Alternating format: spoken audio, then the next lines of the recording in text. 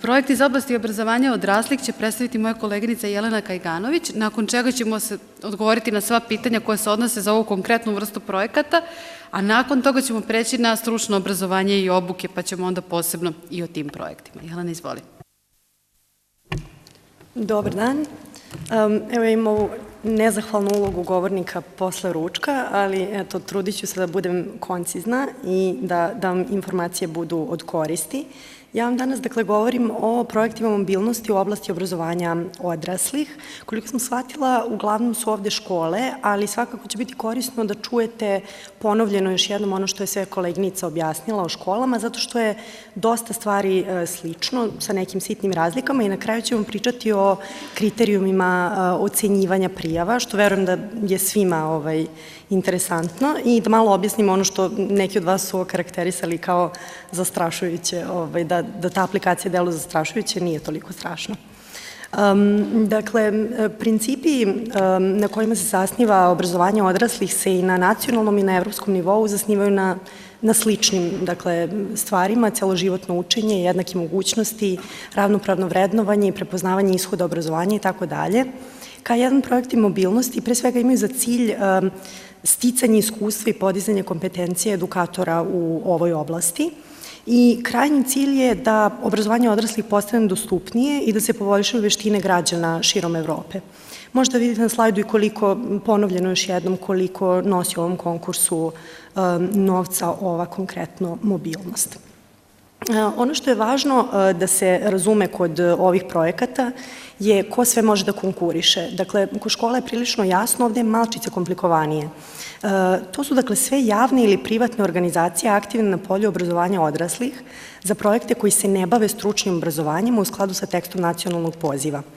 Šta ovo znači? Dakle, to su škole koje imaju programe za učenike iznad 14 godina, osnovne, srednje koje imaju programe za učenike iznad 17 i sve ostale institucije koje se na bilo koji način bave obrazovanjem odraslih. To su, znači, svi iznad 18.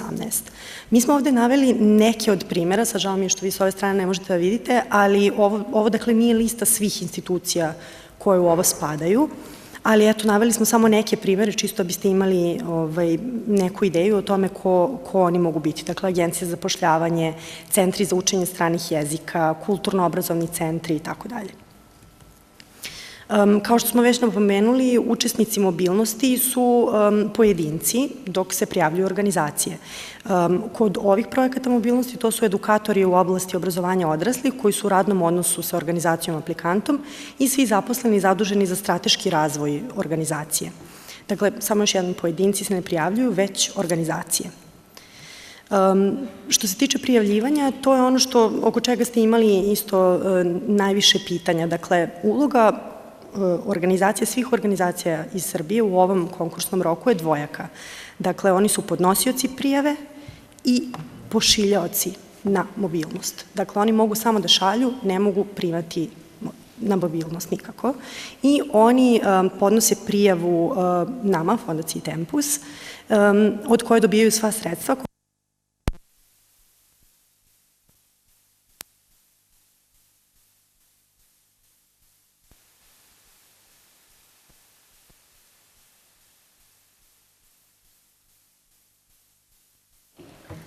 Aha, je li sad okej? Dobro. Dakle, organizacija partner ne podnosi prijavu i sredstva im se samo alociraju prema planu projekta. Na ovom slajdu sam htela samo da izdvojim par stvari tehničkih koje su bitne oko projekata mobilnosti. Dakle, organizacija koja šalje na mobilnost vrši odabir učesnika. Proces mora biti transparentan, dokumentovan, dostupan i bez ikakvih konflikta interesa pri odabiru. To je izuzetno bitno, vidjet ćete kasnije u kriterijumima, ali htela sam da izdvojim, znači svaki učesnik mobilnosti mora sa razlogom biti izabran. Znači da vidimo kako će on kasnije da proširi to znanje i iz kog razloga, koje kompetencije su dovele do toga da organizacija izabere baš njega ili nju. Dalje imamo ugovor o mobilnosti. Organizacije bi trebalo da se pre mobilnosti dogovore o aktivnostima. To je ono što smo već spomenuli. Dakle, nije neophodno po pravilima da znate unapred svoje partnere, ali svakako doprinosi kvalitetu aplikacije ako se zna unapred ko je partner i koje ćete tačno aktivnosti sa njim obavljati. Aplikacija onda koherentnija i bolje će izgledati onima koji ocenjuju. Znači, to je samo savet, eto. I na kraju svi učesnici su obavezi da po završetku mobilnosti podnesu finalni izveštaj. Ukoliko to izostane, može da se dogodi da je potreban delimičan ili potpuni povraćaj sredstava, ali eto, ne želimo da pričamo o tome, zato što nadamo se da se to neće ni dešavati. Aktivnosti su iste, dakle, kao kod škola, držanje nastave, kursevi koji su pre svega usmereni na profesionalni razvoj i posmatranje na radnom mestu ili job shadowing, što je jasno, dakle, posmatrate svoje kolege u drugoj instituciji koji su na istoj poziciji ili sličnoj. Trajanje projekta takođe isto, dakle, do godinu dana, dok je sama mobilnost učesnika između 2 dana i 2 meseca i period puta do te druge organizacije se ne računa u ta 2 dana i ta minimalna 2 dana moraju biti uzastopna. Pravila finansiranja ćemo kasnije takođe malo detaljnije objasniti, ali evo samo mislim da vam je svima to važno da vidite ove 2 tabele koje imam da vam pokažem, a koje se odnose na troškove putovanja. Dakle, ono što smo objašnjavali, nije važno u principu koliko zaista košta karta autobuska, avionska do nekog mesta u kome učesnik provodi vreme, već koliko je ono udaljeno. Taj kalkulator stoji na sajtu Evropske komisije i vi morate da ga koristite kako biste objasnili te troškove, znači kako biste opravdali troškove, vi stavite udaljenost i to je ta fiksna suma koja se dobija, znači ako između 100 i 499 km, to je 180 € i sad ako vi nađete jeftiniju kartu, odlično, ali to je ta fiksna suma. To je što se tiče troškova putovanja. Ovo je tabela koja se odnosi na individualnu podršku, ali samo moramo da objasnimo da je ovo startna tabela, dakle ona će biti detaljnija na našem sajtu. Za sada imamo samo grupe zemalja i minimum i maksimum koji učesnici mogu dobiti po danu. Dakle, ukoliko učesnik ide u Holandiju, on će dobiti negde između 80 i 160 € po danu za smeštaj, hranu i tako dalje. Konkretno koja suma će to biti, će tek biti objavljeno na našem sajtu. Znači, za sada imamo samo ovo i to su neke okvirne sume koje sada možemo da kažemo. Ostali troškovi, dakle, organizaciona podrška, cena kursa, podrška za osobe sa hendikepom, to ćemo isto detaljnije kasnije, a i koleginica je već malo objasnila. Što se tiče prijave, takođe su pravila ista, dakle, do 2. februara 2017. u podne, projekti moraju da počnu između 1. juna i 31. decembra i da traju najviše godinu dana. Znači, to nije obaveza, mogu da traju i kraće. U vreme prijavljivanja sama organizacija pošiljalac mora biti poznata, ali kao što smo rekli, preporučujemo da se zna i partner. I što se tiče projekata za obrazovanje odraslih, ovde postoji specifičnost traženja partnera. Dakle, pre svega se preporučuje da vi iskoristite svoje postojeće kontakte. To je naravno najbolja varijanta. Ali takođe postoji i portal e-Pale koji je isključivo za obrazovanje odraslih. Dakle, on se sastoji iz blogova, foruma, diskusije i tu možete čak i da dobijete neke ideje ili prepoznate ko se čime bavi širom Evrope i posle toga stupite u kontakt i ovaj portal će vam takođe biti bitan kod diseminacije, to ću kasnije da objasnim. I ono što mislim da nekoliko ljudi me pitalo na pauzi u vezi sa tim, to je Erasmus Plus Project Results.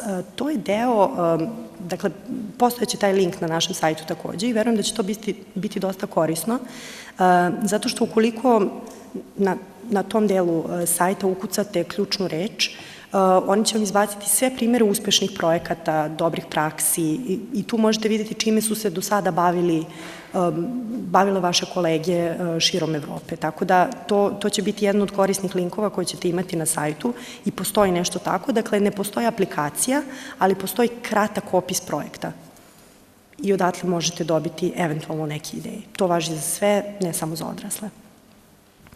Sada, što se tiče kriterijuma, ovo je dakle isto i za škole, i za VET, i za odrasle, oni su isti. Ukoliko prijava ili aplikacija ispunjava sve tehničke uslove, spoljni eksperti ocenjuju projekat po ove 3 vrste kriterijuma. Dakle, to su 3 kategorije: relevantnost, kvalitet, implementacija i uticaj projekta i diseminacija. Jedna prijava može ukupno da ima 100 poena i svaka od ovih kategorija nosi određen broj. Dakle, relevantnost nosi 30 poena. I koleginica je već detaljnije objašnjavala ciljeve akcije, ali bez ikakve namere da ja sad čitam vama sa slajda, vidite da ih ima dosta. Ono što je važno da znate je da morate da ih iščitate i da se vaša prijava oslanja na jedan ili na više od ovih ciljeva. Dakle, mora na neki način biti povezana sa ovim ciljevima i iz toga treba da proizilazi vaš projekat. Dalje, znači, relevantno se računa i prema potrebama i ciljevima institucije i osoba koje učestvuju. Ono što je važno je da mobilnost nije sama sebi cilj. Dakle, nije poenta da, ne znam, Jelena ode u Finsku da nauči nešto, već je poenta da Jelena ode u Finsku, nauči nešto, vrati se, unapredi organizaciju, na neki način utiče na svoje učenike, na svoje kolege ili na svoju zajednicu, što bi bilo idealno.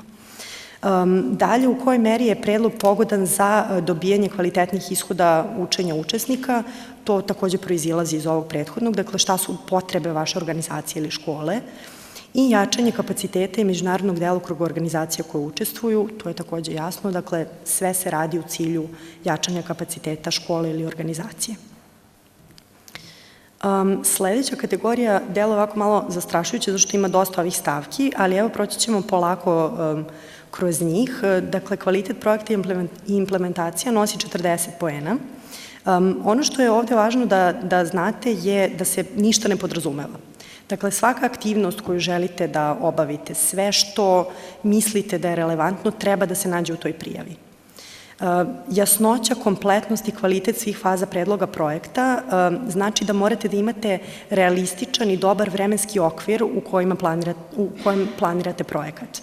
Dakle, važno je da budete ambiciozni, ali u isto vreme je važno i da budete realistični, znači šta možete da uradite u tom nekom određenom periodu.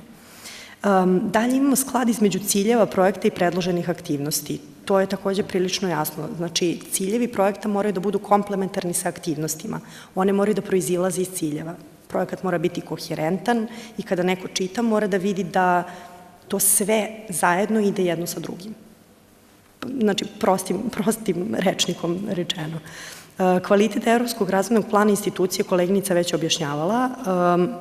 Ono što je specifično je da sve organizacije moraju da imaju Evropski razvojni plan. I organizacije koje se bave obrazovanjem odraslih, i VET, i škole. Svi moraju imati Evropski razvojni plan. Kvalitet praktičnih aranžmana, upravljanja i modaliteta podrške je, u prevodu da kažem, kvalitet menadžmenta. Dakle, na koji način ćete rasporediti zadatke, ko će se čime baviti, jako je važno da to navedete u prijavi, šta će biti čiji zadaci i zaduženja, da se to vidi i da se unapred zna. Kvalitet pripreme koja je pružena učesnicima, na tome se dosta insistira takođe. Dakle, ne želimo da učesnik ode negde i da provede polovinu svog perioda mobilnosti prevazilazeći jezičke ili kulturološke prepreke. Znači, jako je važno da unapred znaju sve što ih čeka i, ukoliko je potrebno, da se obavi jezička priprema. Dalje, kvalitet aranžmana za priznavanje i vrednovanje ishoda učenja učesnika, kao i konstantnost upotrebe evropskih alata za transparentnost i priznavanje. Jasno je da ovo zvuči zastrašujuće, ali ono što vi treba da znate u ovom momentu, za nas je bitan Europass. Dakle, to sebi negde zabeležite. Ono što mi možemo od svih tih alata da koristimo sada, najrelevantnije za vas je Europass. Adekvatnost mera za izbor i uključivanje učesnika projektnih aktivnosti.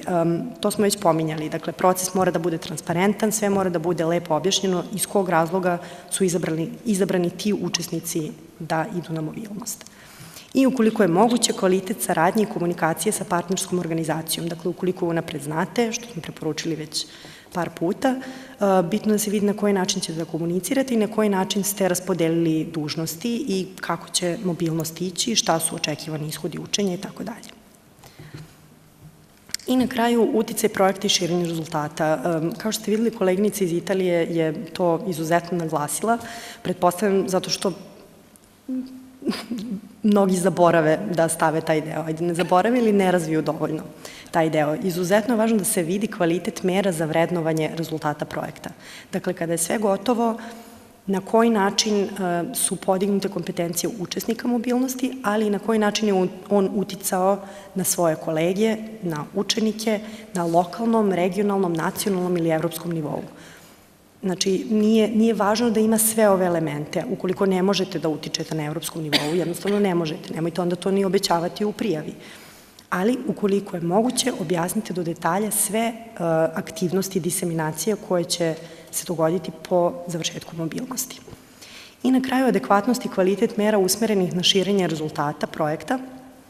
To je takođe, to je slična stvar, samo što je specifično za obrazovanje odraslih, je da se insistira na upotrebi e-pale portala gde god je moguće. Dakle, da se rezultati učenja postave na e-pale portal. Da bi aplikacija bila uspešna, da bi se uopšte uzela u obzir, dakle, ne da bi dobila finansiranje, nego da bi se uzela u obzir, ona mora da ima više od 60 poena. Ono što je dodatni uslov je da u svakoj od ove 3 kategorije koje sam sad objašnjavala, ona mora da ima iznad polovine poena koji su za svaku kategoriju dodeljeni. Dakle, ukoliko projekat ima u idealnim okolnostima 30 za relevantnost, 40 za kvalitet, ali za uticaj dobije 12, to nije uspešna aplikacija, neće se ni uzeti u obzir.